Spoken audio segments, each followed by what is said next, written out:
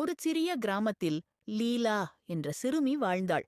அவள் அவளுடைய வீட்டின் அருகே உள்ள தோட்டத்தில் விளையாடுவதை மிகவும் விரும்புவாள்.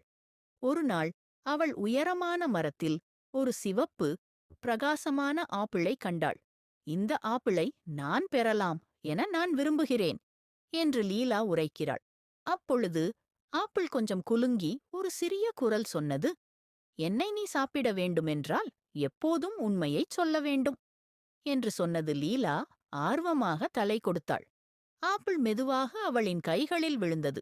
அந்த மாலை அவள் தாயாரிடம் காட்ட, ஆனால் எங்கு கிடைத்தது என்று கேட்கப்பட்டபோது அவள் பொய் சொன்னாள். நான் நிலத்தில் கண்டேன். ஆப்பிள் சலனமடைந்தது. லீலா, அது மெதுவாக சொன்னது, நீ உண்மையைச் சொல்லாதவருடன் நான் இருக்க முடியாது. பின்னர் உடனே ஆப்பிள் மறைந்தது.